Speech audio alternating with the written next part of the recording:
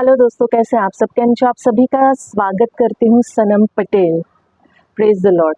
चलिए शुरू करते हैं हमारी आत्मिक जर्नी सकारात्मक बातों के साथ।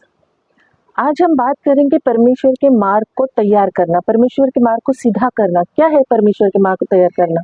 आप सोच के देखिए, परमेश्वर का मार्ग कैसे तैयार किया जा सकता है। वचन देखेंगे हम लूका अध्याय 3 का वचन 4 से लेके 8। जैसे यशाया भविष्यद्वक्ता के कहे हुए वचनों के पुस्तक में लिखा है कि जंगल में एक पुकारने वाले का शब्द हो रहा है कि प्रभु का मार्ग तैयार करो, उसकी सड़कें सीधी बनाओ। हर एक घाटी भर दी जाएगी और हर एक पहाड़ और टीला नीचा किया जाएगा, और जो टेढ़ा है वो सीधा और जो ऊंचा है वो नीचा और चौरस मार्ग बनाएगा। और हर प्राणी परमेश्वर के उद्धार को देखेगा। जो भीड़ की भीड़ उससे बपतिस्मा लेने को निकल कर आती थी, उनसे वो कहता था, हे सांप के बच्चों, तुम्हें किसने जता दिया कि आने वाले क्रोध से तुम भागो? सो मन फिराओ, योग्य फल लाओ, और अपने अपने मन में ये ना सोचो कि हमारा पिता अब्राहम है। तो क्योंकि मैं तुमसे सच कहता हूँ, परमेश्वर इन पत्थरों से अब्राहम के लिए संतान उत्पन्न कर सकता है। कितना स्पष्ट और कितना क्लियर है कि किस तरीके से हमें समझाया जा रहा है। यशाया भविष्यद्वक्ता ने भी ये बात कही थी कि जो बहुत पहले पुराने नियम में बात कही थी, मेंशन किया हुआ ये बात को, और यही बात यूहन्ना बपतिस्मा देने वाले ने भी बताई है हमें। पुकार पुकार कर उसने जंगल में कहा है कि हमें परमेश्वर के लिए सीधा मार्ग बनाना है। वो कैसे बनेगा? परमेश्वर का जो शिक्षा है उसे हमें ग्रहण करना है, पश्चाताप करना है, मन फिराना है, योग्य फल लाओ। अपने आप को इब्राहिम की वंशज जानकर घमंड नहीं करना है कि भाई हम तो इब्राहिम के संतान है, हमको तो क्या ही फर्क पड़ जाएगा, हम तो विश्वास के पिता के बच्चे हैं। जीवन में बहुत बड़ा फर्क पड़ता है। हमें हमारी जर्नी खुद देखनी है। हम कितने, कहते हैं ना, पानी में हम कितना आज्ञाकारिता में रहते, कितने आगे अधीन रहते हैं, क्योंकि परमेश्वर अब्राहम के लिए पत्थर से भी संतान उत्पन्न कर सकता है। यूहन्ना का जो संदेश है ना, जो जंगल में पुकारने वालों की आवाज है, जैसा कि यशाया नबी ने कहा था कि प्रभु का मार्ग तैयार करो, उसके रास्ते सीधे करो। पश्चाताप और फल, हर घाटी भर दी जाएगी, हर पहाड़ी नीची की जाएगी, टेढ़ी मेढ़ी सड़कें सीधी की जाएगी, उबड़ खाबड़ रास्ते चिकने किए जाएंगे, और सब मनुष्य परमेश्वर के उद्धार को देखेगा। मन फिराव की योग्य फल लाना है हमें। यूहन्ना लोगों को ये दिखाने के लिए कहता है कि मतलब पश्चाताप करो, सच्चा पश्चाताप, सच्चे हृदय से पश्चाताप होना चाहिए। बाहरी दिखावा नहीं होना चाहिए कि भाई हमने जुबान से कुछ कहा, मन में हमारे भरपूर पाप भरा हुआ, हम किसी का अच्छा देख नहीं सकते, लेकिन हम जुबान से कहेंगे कि भाई तेरा अच्छा हो जाए, तो उसका कोई मतलब नहीं है, क्योंकि परमेश्वर हृदय को देखता है, हृदय को जांचता है। सिर्फ कहने से नहीं, बल्कि हमारे काम, हमारा जो बिहेवियर है, हमारा जो आचरण है, हमारा जो इन टू आउट है ना, उसे पवित्र से भरना होगा। हम जो कहते हैं वो करना चाहिए। अब्राहम के संतान जो वचन बताता है ना, वो लोगों को याद दिलाता है कि अब्राहम का वंशज होना ही काफी नहीं है, परमेश्वर पत्थरों से भी अब्राहम के बच्चे बना सकता है। ये एक चेतावनी, एक वार्निंग है। जो पेड़ अच्छा फल नहीं लाता, उन्हें काट के आग में डाल दिया जाता है। ये दर्शाता है कि बिना सच्चे हृदय के परिवर्तन को कोई नहीं मतलब पा सकता। परमेश्वर के राज्य में कोई प्रवेश कर ही नहीं सकता है। इस बात को भूलना नहीं चाहिए, इस बात को मनन करना चाहिए, इस बात पे, कहते हैं ना, हमें ध्यान लगाना चाहिए कि नहीं भाई हम तो पाप भी करेंगे, हमें पाप करने का लाइसेंस भी मिल गया और हम सॉरी भी बोल देंगे प्रभु को तो सब पता है। ऐसा नहीं होता है। परमेश्वर अगर हमें शुद्ध कर रहा है, परमेश्वर का लहू बहुत कीमती है, उसके लहू से हम खरीदे हुए हैं, उसके लहू से हम शुद्ध किए गए हैं। तो अगर वो कहता है, उस बात को समझना है। जैसे मैंने कहा कि पुराने नियम में यशाया अध्याय 40 में 3 से 5 में कहा है कि किसी के पुकार सुनाई देती है, जंगल में यहोवा का मार्ग सुधारो, हमारे परमेश्वर के लिए अराब में एक राजमार्ग चौरस करो, हर एक तराई भर दी जाए और हर एक पहाड़ और पहाड़ी गिरा दी जाए, और जो टेढ़ा है उसे सीधा और जो ऊंचा है उसे नीचा और जो चौरस किया जाए। तब यहोवा का तेज प्रकट होगा और सब प्राणी उसको एक संग देखेंगे, क्योंकि यहोवा ने आप ही ऐसा कहा है। परमेश्वर ने खुद कहा है प्यारो, किसी और ने नहीं कहा है ये बात, परमेश्वर ने खुद कहा है। प्रभु इंसानों जैसा झूठा नहीं है, वो जो कहता है वो करता है। परमेश्वर की महिमा हम सबके जीवन में होती ही है और होती रहेगी। बस यही है कि हम उसके साथ कितना बने रहते हैं, हम उसको कितना जानते हैं, कितना मान सम्मान देते हैं, उसके साथ कितना चलते हैं, हम कितना अधीन रहते हैं।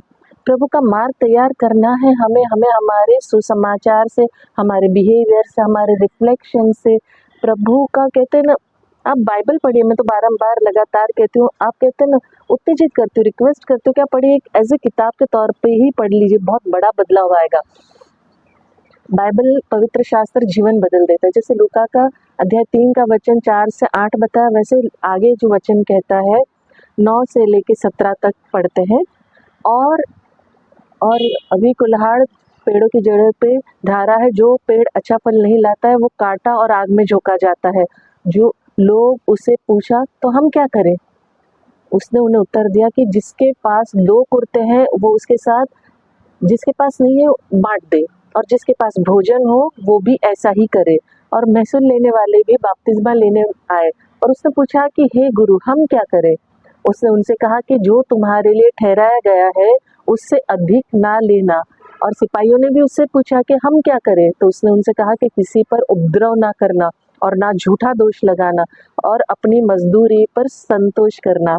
जब लोग आसपास लगे हुए थे, सब अपने अपने मन में यूहन्ना के विषय में विचार कर रहे थे कि क्या यही तो मसीह नहीं है?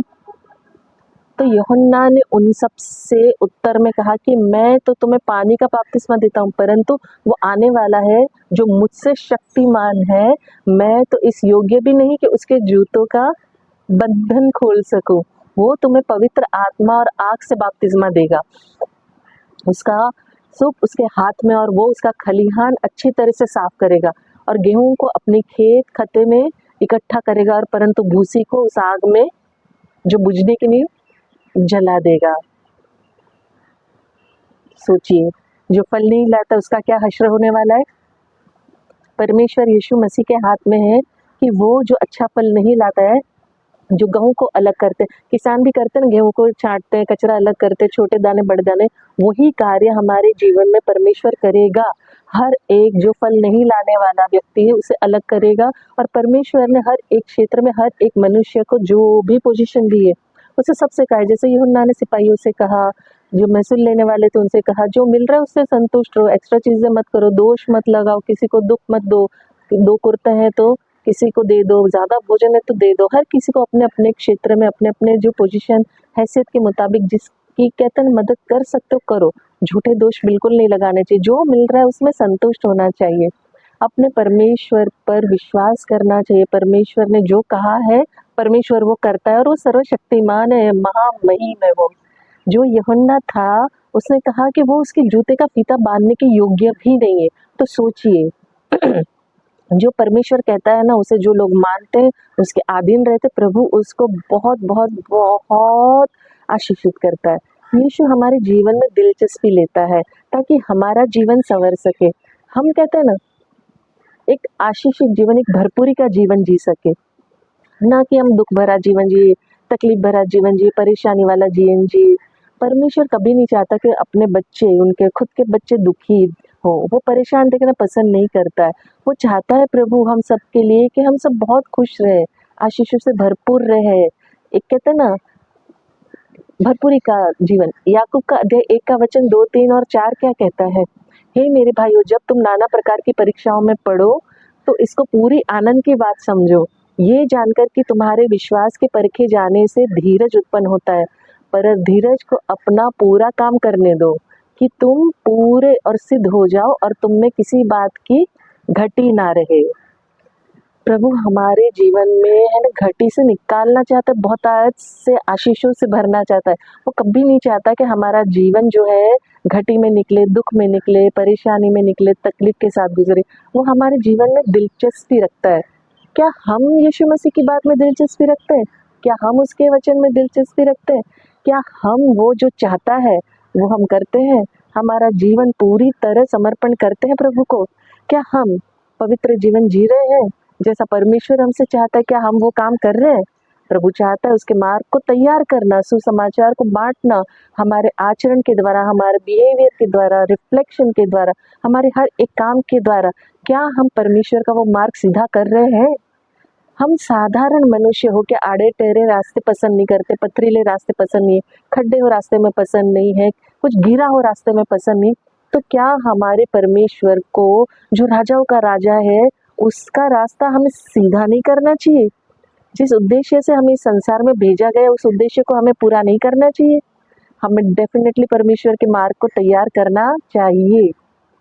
हमें परमेश्वर की इच्छा के अनुसार चलना चाहिए। यही बात हमें हमारे जीवन में उतारनी है और लोगों तक पहुंचानी है कि हमारा मसीह जिंदा खुदा है और वही तारणहार है, वही उद्धार करता है और उसके सिवा जीवन मार्ग और सत्य कोई नहीं है। ये है मार्ग सीधा करना, अपने जीवन को सुधारना, अपनों के जीवन को सुधारना, अपने आसपास के लोगों के जीवन को सुधारना और अपना खुद का जो है ना बिहेवियर है, जो हम रिफ्लेक्ट करेंगे मसीह को, ऑटोमेटिक लोगों को पता चलेगा कि ये मसीह के बच्चे हैं। और आखिर में जैसे मैं अंत में चाहती हूँ, मैं कहती हूँ दिल से कि आप खुश रहें, अपनों को खुश रखें और हमेशा मुस्कुराते रहें। शालोम, शांति और सलाम आपके नाम।